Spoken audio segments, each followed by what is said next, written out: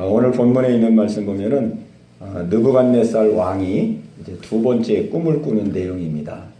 하나님께서 이 사람마다 역사하는 방법이 다 다르지요. 하나님께서 다 그 사람에게 합당한 방법으로 하나님이 역사를 하십니다. 하나님은 우리의 모든 기질도 아시고 또 믿음의 그 분량도 아시고 모든 여건과 형편을 아시고 그렇기 때문에 하나님께서 그 사람에게 꼭 그 맞는 그 아주 맞춤으로 하나님이 역사를 해 가십니다. 우리도 지나온 시간들을 이렇게 보면은 하나님께서 나에게 딱 맞게 인도해 오셨어요. 저도 이렇게 지나온 인생을 보면은 저한테 딱 맞게 인도해 오셨습니다. 그거는 뭐 제가 좋아하고 제가 원하는 방법으로 모습으로 인도해 주었다는 것이 아니고 오히려 그 반대죠. 오히려 그 반대. 내가 원치 아니하는 방법으로, 원치 아니하는 현실로 하나님이 그렇게 인도해 오셨거든요. 그런데도 돌아보면은 하나님께서 나에게 꼭 맞는 하나님의 방법으로 나를 이끌어 오셨구나. 그게 시인이 됩니다.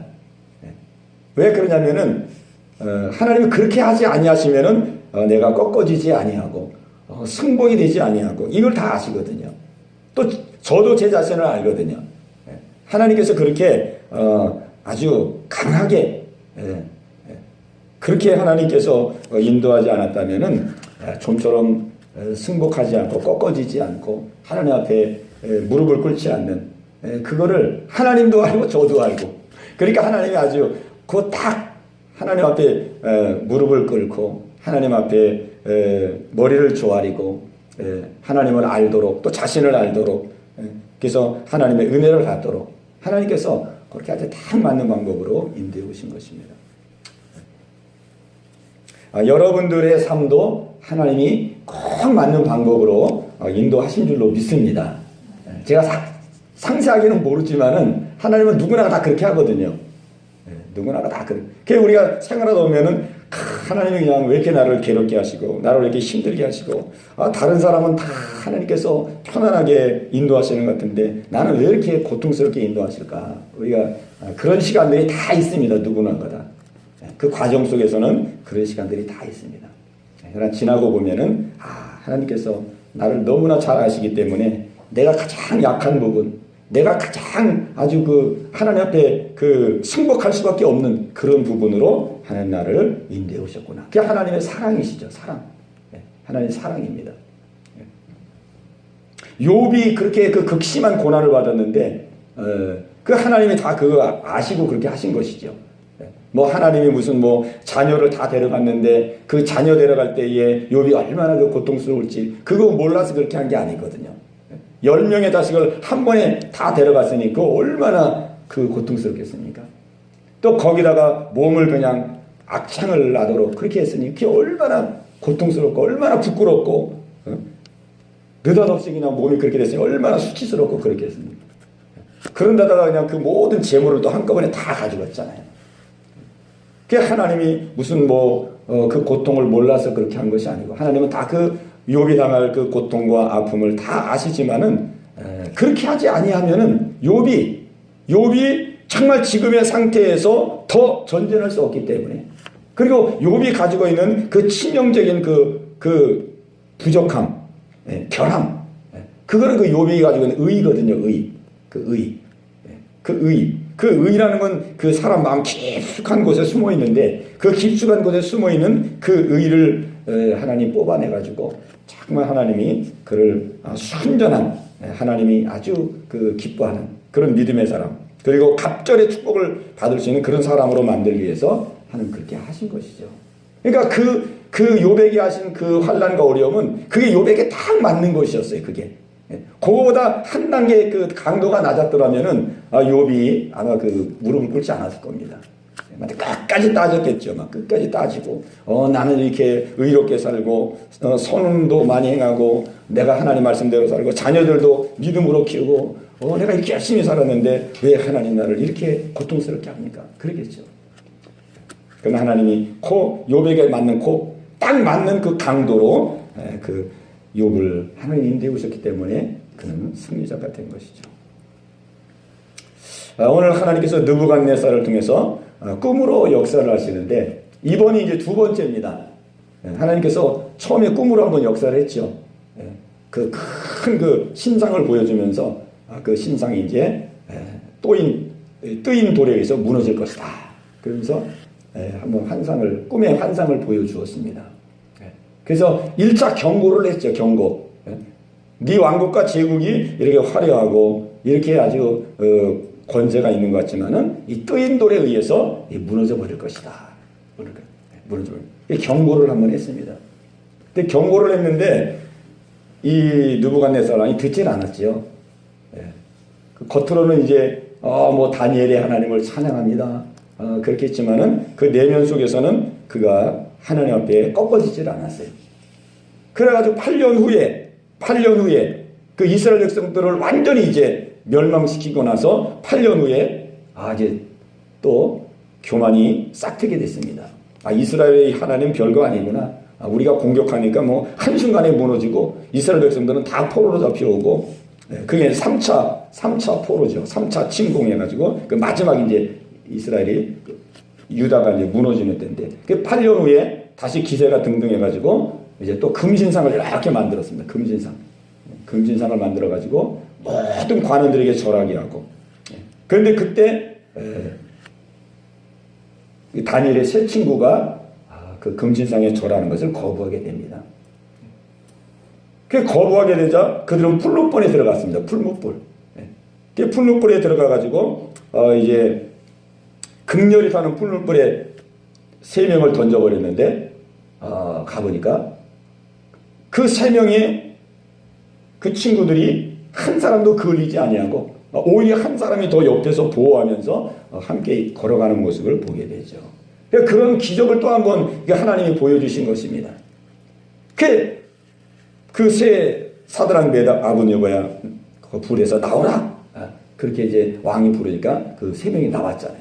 나왔는데 보니까 머리 하나 타지 아니하고 옷 하나 그슬리지 아니하고 그냥 그대로 그냥 평상시의 모습 그대로 나온 그 모습을 보면서 이 느부갓네살이 정말 이제 다시 한번 하나님의 살아계심을 깨닫게 되죠.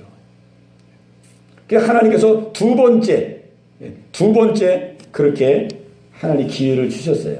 그러니까 우리가 이 성경을 보면은 하나님이 이 느부갓네살을 참 사랑하신다. 참 사랑하시는구나 하는 것을 알게 됩니다.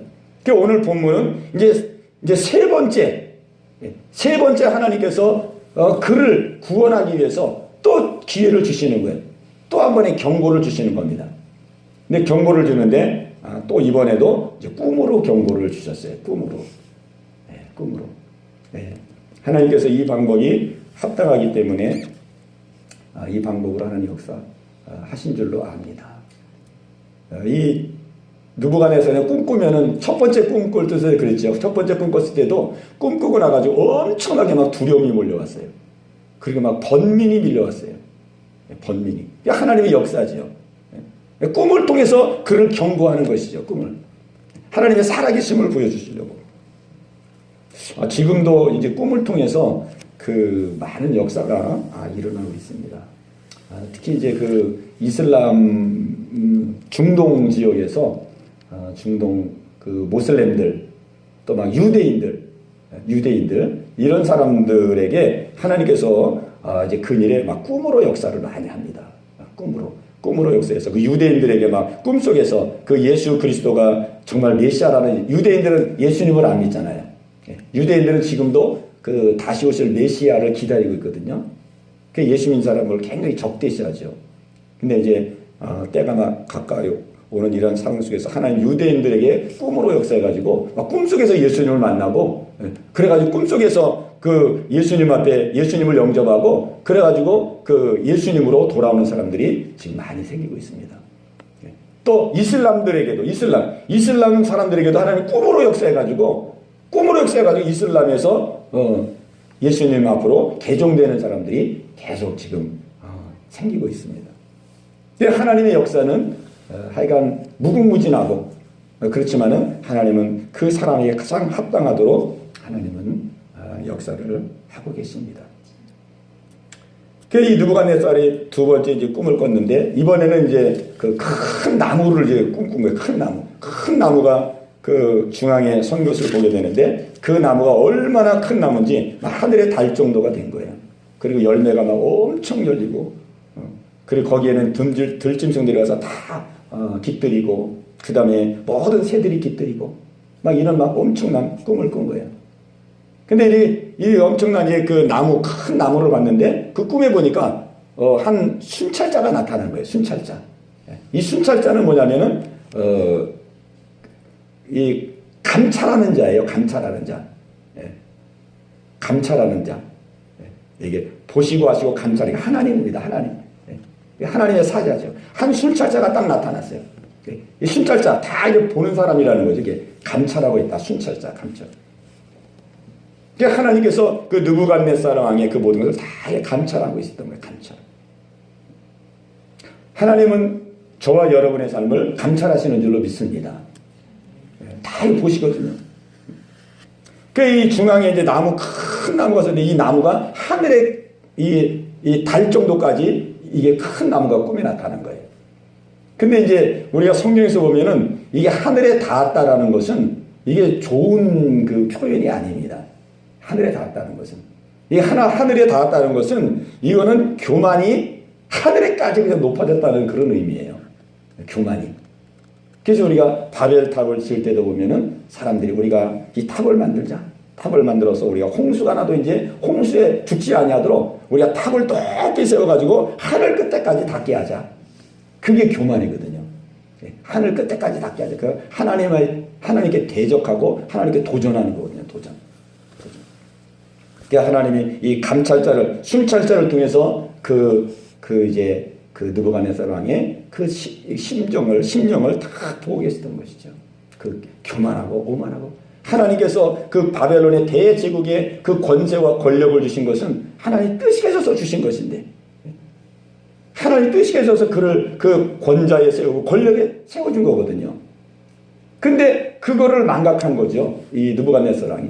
뭐 자기가 막 힘이 있고 자기가 권세가 있어가지고 온 제국을 지금 통치하는 것처럼 지금 이제 아주 교만할 대로 교만해 있는 것이죠. 근데 하나님께서 이 바벨론을 강성하게 하신 것은 하나님께서 그 이스라엘을, 첫 번째로는 이스라엘을 지금 징계 도구로 쓰는 거거든요. 이 바벨론을 통해서 지금 이스라엘을 징계하는 도구로 쓰는 겁니다. 그 바벨론을 통해서 유대를 이렇게 멸망케 했죠. 하나님께서 악의 도구로 쓰는 거예요. 악의 도구로. 악의 도구로. 그 도구로 쓰기 위해서 하나님이 이렇게 지금 키워놓은 거거든요. 키워놓은 거예요. 근데 하나님의 지금 도구로 자기가 쓰임받는다는 그 생각은 못하고, 자기가 막 대단해가지고 이런 제국을 이룬 것처럼 그렇게 생각한 거죠. 오늘 우리 모두는 다 하나님께서 뜻이 계셔서, 우리가 가난하나 부하나 높거나 낮으나 하나님은 다 뜻이 계셔서 저와 여러분의 삶을 인도하고 계시는 것입니다. 다 그 속에서 높으면 높은 대로 하나님이 그 정하신 그 역할을 감당하는 것이고, 낮으면 낮은 대로 우리는 낮은 자리에서 우리의 역할을 감당하도록 하시려고 하시는 것이고, 그 하나님이 다 우리의 삶을 하나님 통치해 가시는 거거든요. 우리가 이것을 우리가 꼭 놓치지 말아야 됩니다. 한 순찰자가 나타나가지고 보니까 이게 완전히 교만해질 대로 교만해진 거예요, 지금. 그래가지고 그 순찰자가 그 나무를 베버리라. 나무를 베버리고 가지도 자르고 그 잎사귀도 떨고 그 열매도 해치라. 그 순찰자가 그렇게 그 명령을 하게 됩니다. 그런데 그 나무를 자르는데 그 나무에 구루터기는 남겨두라 그랬어요. 구루터기. 그러니까 밑동은 남겨놓으라 그랬어요. 뿌리가 있는 밑동. 딱 그 뿌리 바로 위에 딱 잘라가지고 그 구루터기는 남겨놓아라. 그리고 그 구루터기는 새와 노줄로 동해놓아라 그랬습니다. 이거는 뭘 말하자면은 지금 하나님께서 이 느부갓네살 왕을 이제 지금 징계하는 거거든요. 나무를 자르라 하는 것은 하나님의 심판이며 하나님의 지금 진노입니다. 진노. 징계. 하나님 징계하시겠다는 것이죠. 그런데 이 하나님의 징계는 멸망을 위한 징계가 아니고 이거는 회복을 위한 징계라는 것을 우리에게 말씀해 줍니다. 그래서 그루터기를 남겨놓으라고 했어요. 그루터기. 왜냐하면 나중에 회개하고 돌이키면은 그 이제 그루터기를 통해서 다시 그 나무가 잘 자라날 수 있도록 해주기 위한 것이죠. 그 하나님은 우리의 삶을 인도할 때도 마찬가지입니다. 우리의 삶을 인도할 때도 우리가 때로 어려움과 문제와 환난과 많은 고통을 당하지만은 하나님은 우리를 멸망케 하기 위해서 그런 것이 아니고 하나님은 우리를 깨우치시고 회복시키시고 하나님 앞에 믿음으로 새로 설 수 있도록 하기 위해서 하나님은 우리를 인도해 가시는 것입니다. 그래서 완전히 뿌리채 뽑아버리지 아니하고 그냥 밑둥만 이렇게 잘라버리는 거예요. 그 구루터기를 남겨놓는 거예요. 구루터기. 새롭게 뿌리로부터 새로운 그 줄기와 가지와 그 모든 것들이 새롭게 나올 수 있도록 그 구루터기를 남겨놓는 것입니다. 그래서 지금 하나님의 그 역사는요, 우리가 어제도 이제 그 기독교 방송국을 보니까 또 감신대의 어떤 교수님이 나와가지고 지금 뭐 일부 몰지각한 목사들이 지금 코로나는 하나님의 심판이다, 하나님의 심판이다 그렇게 하는데 아주 비상식적인 그런 말들을 지금 하고 계시다. 뭐 이러면서 이제 또 한참 무슨 내용이 나오더라고요. 근데 제가 볼 때는 참 그게 참 말도 안 되는 소리거든요. 성경에 분명히 하나님께서 하나님의 말씀에 순종치 아니하고 불순종하면은 하나님께서 많은 그 질병을 통해서 전염병을 통해서 재난을 통해서 하나님께서 심판하시리라 그렇게 분명히 약속했거든요. 근데 이제 그 심판에 대한 이해가 좀 잘못된 것 같아요. 심판에 대한 이해. 사람들이 보통 말하는 심판을 막 하나님께서 우리를 멸하시고 하나님이 우리를 단순히 막 고통을 주고 재앙을 주기 위한 그런 것으로 이해하기 때문에 그런 말들을 하지 않나 싶습니다. 근데 하나님이 마지막 날 예수 그리스도 재림에서 심판하기 전까지는 그런 심판은 안 하거든요. 아무리 하나님이 진노하시고 분노하시고 우리에게 고통을 주신다 할지라도 마지막 날 예수 그리스도께서 재림하셔서 심판하기 전까지는 우리를 멸망을 위한 심판은 하지 않거든요.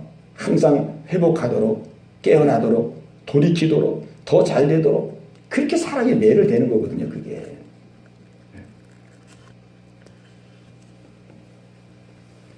그러니까 하나님은 지금 우리의 이 개인의 삶을 통해서 또 국가적인 삶을 통해서 또 세계적인 모든 이러한 현실을 통해서 하나님은 지금도 구원의 역사를 이뤄가고 계십니다.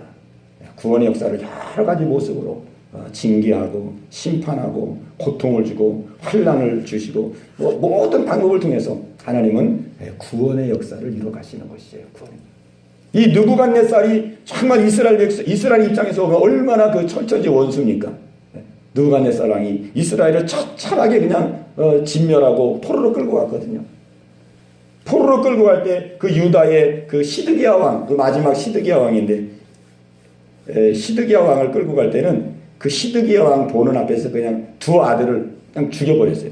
두 아들을 죽이고 그 시드기야 왕의 누나를 그냥 빼버리고 그리고 쇠사슬에 묶어가지고 끌고 갔거든요.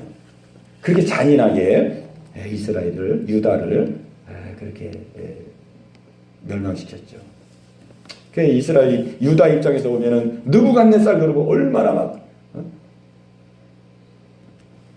마음의 원수처럼 생각했겠습니까? 근데 그럼에도 불구하고 하나님은 그를 사랑하셨습니다. 한 번 기회를 주시고 두 번 기회를 주시고 지금 또 세 번째 기회를 주시는 거예요. 세 번째. 그러니까 하나님은 우리에게 끊임없이 기회를 주셔서 우리의 부족한 것, 우리의 약한 부분들, 우리의 삐뚤어진 부분들, 잘못된 부분들 그런 부분들을 하나님은 자꾸 회복시켜 주시고 하나님 앞에 바로 설 수 있도록 우리에게 기회를 주십니다. 그 이 땅에서 우리에게 주어진 그 사명을 감당할 수 있도록 하나님이 인도해 주십니다. 그러니까 우리는 하나님이 지금도 내 삶 속에서 구원의 역사를 이루어가고 있다는 사실을 우리는 꼭 기억해야 됩니다.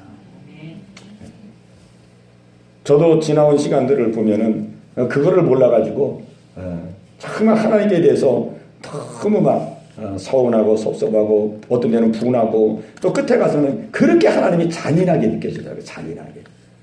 야, 하나님이 이렇게까지 하실 수 있는가 막 이런 잔인한 그게 하나님의 그 구원의 손길을 모르기 때문에 그냥 단순히 나타나는 현실만 보고 또 나타나는 이런 그 눈에 보이는 그 상황만 보고 그렇게 되는 거거든요. 오죽하면은 다윗이 시편 27편에 보면 22편에 보면은 하나님이여 하나님이 어찌하여 나를 버리시나이까 그렇게 탄식하거든요. 그 다윗이 너무 막 공격을 많이 받고 그러니까는 막 하나님이 자기를 버린 것 같이 느낀 거예요. 아니 하나님 나를 이렇게 버릴 수 있습니까? 그러나 사실은 버린 게 아니죠. 정말 다윗을 하나님이 아주 정금같이 세워서 하나님이 귀한 믿음의 사람으로 쓰시겠어 하나님 그렇게 한 것이죠. 그래서 우리의 삶 속에서 하나님은 어떠한 상황과 형편이랄지라도 구원의 역사를 이루어 가신다. 우리가 이 사실을 잊지 말아야 되겠습니다. 구루터기를 남겨둬라. 이제 이런 환상을 이제 이 느부갓네살에게 준 겁니다. 그걸 이제 다니엘이 뒤에 보면은 쭉 해석을 하게 되죠.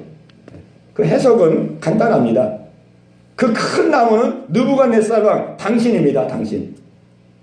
그리고 순찰자가 나타나가지고 다 배락을 했는데 당신 회개하지 않냐면은 하나님의 진노를 받고 7년 동안 고통을 당합니다. 회개하고 돌이키시오. 그랬어요. 이 다니엘이 참 용기가 있습니다. 그 제국의 황제에게 회개를 촉구합니다. 그 사랑하는 마음으로. 근데 그가 다니엘의 그 말도 듣지 아니하고 하나님의 경고도 듣지 아니하고 여전히 그냥 교만한 가운데 거한 거예요. 그래가 12달이 흘렀어요. 12달. 12달이 흘러가지고 느부갓네살 왕이 한다는 말이 뭐냐면은 회개하는 말을 한 게 아니고 그 왕궁을 거느리면서 뭐라고 말했냐면은 30절에 보니까 나 왕이 말하여 이르되 이 큰 바벨론은 내가 능력과 건재로 건설하여 나의 도성으로 삼고 이것으로 내 위엄의 영광을 얻어낸 것이 아니냐 그렇게 말합니다. 그러니까 여전히 그가 하나님 앞에 무릎을 꿇는 것이 아니고 이 바벨론은 내 능력으로 내가 세운 것이다. 그리고 내 영광을 내가 드러내고 있는 것이다. 근데 그렇게 말하는 그 순간에 하나님의 그 음성이 들리죠. 그 느부갓네살 왕의 그 말이 끝나자마자 하나님으로부터 음성이 들리는데 나라의 왕위가 내게서 떠났느니라. 하나님 그 왕위를 빼앗게 됩니다. 그래서 7년 동안 그는 이제 왕위를 빼앗기고 하나님이 어떠한 진노를 했냐면은 그 짐승의 마음을 넣어줘 버렸어요. 짐승. 그게 사람인데 이제 왕위에서 쫓겨나가지고 하나님이 짐승의 마음을 넣어줘가지고 7년 동안을 짐승같이 산 거예요. 짐승같이. 그냥 인간 이하의 삶을 산 거예요. 뒤에 보니까 머리털은 무슨 막 독수리 머리털 같고 막 손톱은 새 손톱 같고 막 짐승들 같이 사니까 뭐 그런 외모 무슨 뭐 신경 쓰겠습니까? 그 총명을 하나님 뺏어갔어요. 총명. 그래가지고 정말 저주스럽게 정말 왕이었는데 막 7년 동안을 짐승과 같이 살아버렸어요. 그 역사적으로 보면은 실제 그 느부갓네살이 7년 동안 그 수화 망상증에 걸려가지고 고통을 당했다. 그 역사적으로도 그렇게 말합니다. 이 수화 망상증은 뭐냐면 수화는 짐승, 그러니까 짐승같이 변해버리는 거죠. 짐승같이 변화되는 수화 망상증으로 그렇게 하나님께서 7년 동안 혹독한 그 고통을 겪게 하시고 그리고 그가 그 7년 동안의 고통을 겪으면서 비로소 그는 교만을 내려놓고 하나님의 무릎을 꿇게 됩니다. 겸손한 마음으로 하나님께 돌아오게 되죠. 그러니까 하나님 여기까지 그를 이끌어간 거예요. 여기까지. 그래서 우리가 여기 4장 이 초두에 보면은 이게 이제 이 기록이 지금 이제 거꾸로 돼 있어요. 지금 이런 일들이 다 된 다음에 그 다음 이제 4장 1절부터 여기 나오는 거거든요. 그 변화된 그 느부갓네살 왕의 모습이 여기 4장 1절로 이제 3절까지 나오는 겁니다. 여기 1절 보면은 느부갓네살, 우리 같이 한번 읽겠습니다. 1절로 3절까지 시작. 느부갓네살 왕은 천하에 거주하는 모든 백성들과 나라들과 각 언어를 말하는 자들에게 조서를 내리노라. 원하노니 너희에게 큰 평강이 있을지어다. 지극히 높으신 하나님이 내게 행하신 이적과 놀라운 일을 내가 알게 하기를 즐겨하노라. 참으로 크도다 그의 이적이요 참으로 능하도다 그의 놀라운 일이요 그의 나라는 영원한 나라요 그의 통치는 대대에 이르리로다. 아멘. 1절에 보니까 조서를 내리면서 너희에게 큰 평강이 있을지어다 그렇습니다. 이거는 그 바벨론 느부갓네살 왕의 마음속에 그가 하나님을 믿음으로 큰 평강이 임했다는 것을 말합니다. 그 변화됐다는 것을 말하고 변화됐다.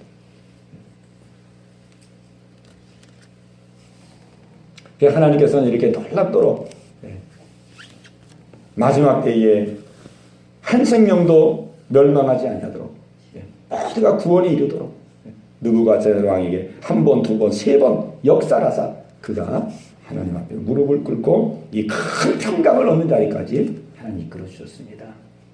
하나님은 오늘도 우리에게 가장 합당한 방법으로 우리에게 꼭 맞는 방법으로 우리 안에 구원의 역사를 이루어 가십니다. 우리는 이 구원의 역사 속에서 우리 날마다 새로워지고 변화되고 하나님의 뜻을 이루어가고 주님 만나는 그 순간에 정말 영광스러운 모습으로 설 수 있도록 우리는 주님의 인도하심을 잘 따라가야 될 줄로 믿습니다. 절대로 하나님 앞에 우리가 보이는 대로 나타난 대로 현실을 가지고 우리가 판단하지 말고 그 안에서 하나님 우리 얼마나 지금도 우리의 영혼을 사랑하시고 우리의 중심을 예수 그리스도의 성품과 형상으로 우리 얼마나 지금 만들어가기를 원하시는지 우리는 그것을 꼭 기억해야 되겠습니다. 오늘 이 은혜가 여러분 모두 가운데 있게 되시기를 주님의 이름으로 축원합니다. 우리 말씀 생각하시면서 우리 깨달아진 말씀 가지고 이와 같은 삶을 살게 하옵소서. 우리 하시면서 같이 기도합니다. 주여 할렐루야. 살아계신 아버지 하나님, 오늘도 주의 말씀을 허락하사 함께 상고하게 해주신 것을 감사합니다. 하나님 아버지, 세상이 어지럽고 혼란합니다. 감염병이 하나님 세계적으로 하나님 번져나가는 이란 가운데 있습니다. 아버지 하나님이여 주여 살기가 더 힘들어지고 하나님 아버지 믿는 저희들도 하나님 아버지 정말로 여러 가지 어려운 이러한 삶의 환경 가운데 직면하고 있습니다. 아버지 하나님, 우리는 이러한 상황 가운데서 다시 한번 눈을 들어서 하나님을 바라볼 수 있도록 인도하여 주옵소서. 하나님은 멈추고 있는 것이 아니고 하나님은 잠잠히 계신 것이 아니고 지금 이 시간도 하나님은 구원의 역사를 이루어 가신다는 이 사실을 다시 한번 상기하게 도와주시옵소서. 아버지 하나님의 이스라엘 백성들을 포로를 통해서 고난을 통해서 연단을 통해서 저들을 지금도 깨우고 있다는 사실을 잊지 않게 도와주시고 아버지 하나님이여 느부갓네살 왕이 이스라엘 백성들을 억압하며 아버지 하나님이여 고통을 주는 것 같지만은 하나님은 그의 아버지 중심을 변화시키시고 새롭게 하셔서 그도 하나님 앞에 돌아올 수 있도록 역사하시는 모습을 보았습니다. 하나님 지금도 일하시는 하나님, 섭리하시는 하나님, 내 삶의 안팎에서 나를 인도해 가시는 그 하나님을 다시 한번 바라볼 수 있도록 주님 인도하여 주시옵소서. 아버지 하나님이여 하나님은 우리에게 가장 합당한 방법으로 우리를 인도해 가십니다. 우리의 약함을 아십니다. 우리의 기질도 아십니다. 우리의 형편도 아십니다. 우리의 처지도 다 아십니다. 하나님은 우리에게 가장 합당하고 아버지 하나님이여 아버지 필요한 모습으로 우리를 인도해 가시는 줄로 믿습니다. 하나님이여 우리는 아버지 두려워하거나 놀라지 말게 하여 주옵시고 우리를 구원의 길로 아버지 인도해 가고 있다는 사실을 잊지 않게 하여 주옵소서. 주님 앞에 서는 그날 우리가 영광스러운 모습으로 설 수 있도록 우리를 준비하고 있다는 사실을 기억하게 도와주시옵소서. 아버지 하나님이여 신부가 단장하여 신랑을 만나듯이 우리도 아버지 우리의 신랑 되신 예수 그리스도 앞에 아버지 준비된 아버지 정결한 신부로 설 수 있도록 하기 위하여 아버지 우리 속에 있는 티를 제거하시고 우리의 아버지 마음속에 있는 모든 삐뚤어지고 오염되고 때묻은 것들을 하나님 씻기시고 닦이고 있다는 사실을 기억하게 도와주시옵소서. 아버지 하나님이여 그러므로 날마다 우리 자신을 주님 앞에 비춰보게 하여 주옵시고 하나님 피울 것 피우고 내려놓을 것 내어놓고 아버지 앞에 날마다 새로워질 수 있는 아버지 저희들의 삶이 되어질 수 있도록 주님 인도하여 주시옵소서.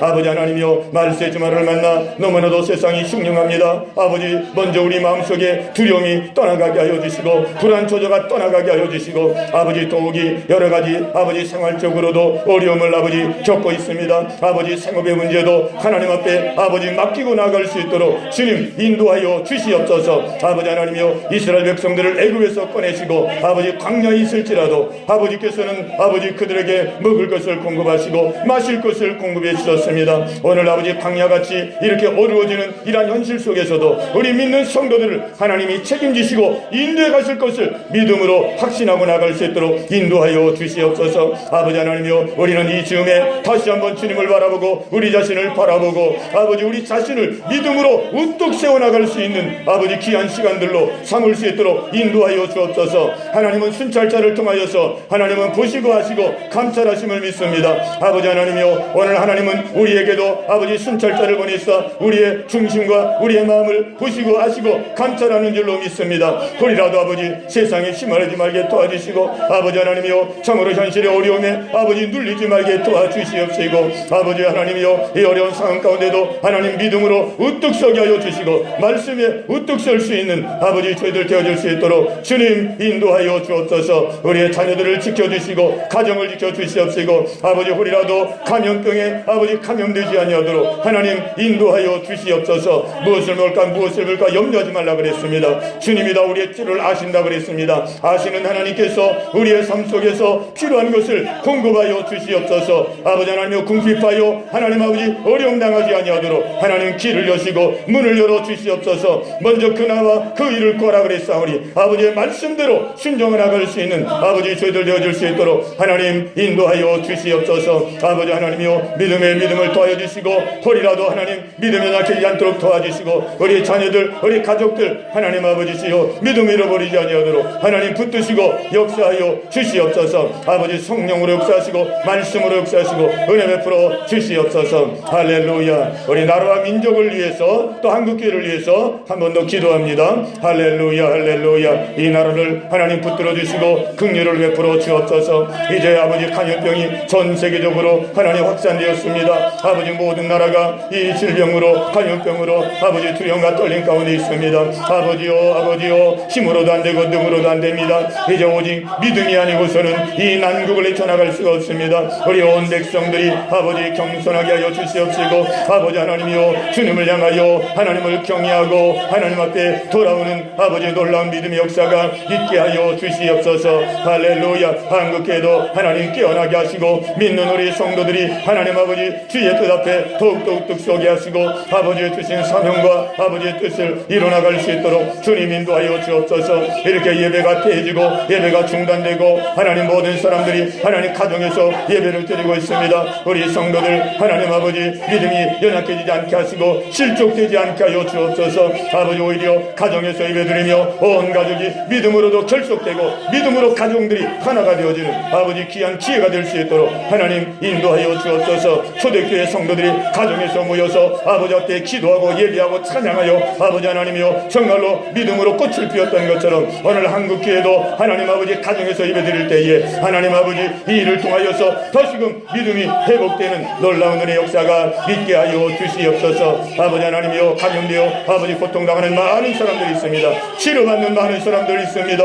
하나님이여, 불쌍히 여겨 주시옵소서. 또 하나님 아버지 죽음을 당하여서 슬픔을 당할 가정들도 많습니다. 위로하시고 어루만져 주옵소서. 아버지 방역을 위하여 수고하는 모든 아버지 당국에 아버지 수고하는 분들을 기억하시고 또한 의료진들에게 하나님 아버지 함께하여 주옵소서. 너무나도 하나님 아버지 과로로 인하여서 피곤하고 곤비한 가운데 있습니다. 하나님이여, 은혜 베풀어 주시옵소서. 주님 자비와 긍휼을 베풀어 주옵소서. 또 이 나라의 아버지 경제가 무너져가고 있습니다. 아버지 더욱이 서민 경제가 하나님 아버지 무너져가고 있습니다. 많은 사람들이 직장을 잃어버리고 있습니다. 하나님 많은 자영업자 아버지 중소상인들이 아버지 하나님이여 이렇게 아버지 사업이 어려워져가는 가운데 있습니다. 아버지여 불쌍히 여겨 주옵소서. 이 대한민국이 수출로 이제까지 아버지 하나님이여 성장해 왔는데 이제 아버지 하나님 큰 위기를 이렇게 맞이하고 있습니다. 주여 이 대한민국 하나님 붙들어 주시옵소서. 주여 이 어려운 때를 하나님 아버지 슬기롭게 극복하고 나갈 수 있도록 온 국민들이 한 마음 한 뜻되게 도와주시고 하나님 아버지 서로가 서로를 아버지 붙들어주며 기도하며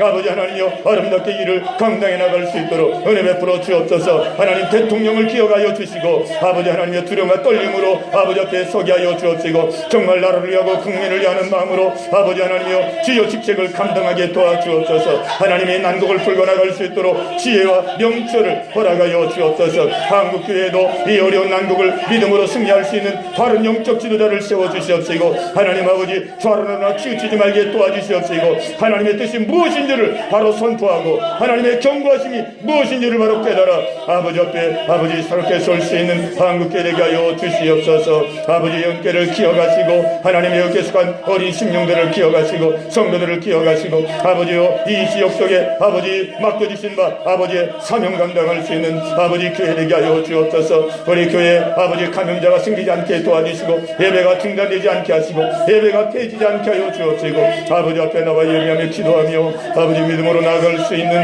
크신 은혜를 허락하여 주시옵소서. 할렐루야 할렐루야. 자비와 긍휼을 구합니다. 주님 들어주옵소서.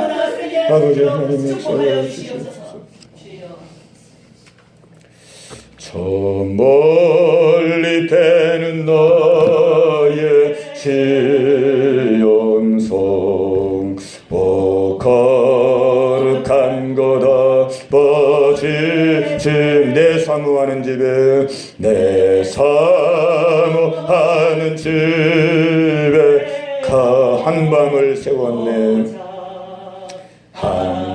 한밤을 세웠네. 저 망망한 바다 위에 저 망망한 바다 위에 이 몸이 상할지라도 이 몸이 상할지라 오늘은 이건 내일은 저거 오늘은 이건 내일은 저 주복음 전하리 저 복음 전하 아득한 나의 갈 길 다가고 아득한 나의 갈 길 다 저 동산에서 편히 쉴 때 저 동산에서 편히 쉴 내 고생하는 모든 일들을 내 고생하는 모두 주께서 아시리 주께서 아시 빈들이나 사막에서 빈들이나 사막에 이 몸이 고날지라도 이 몸이 고날지 오 내 주 예수 날 사랑하사 오 내 주 예수 날 지켜주시리 하사 날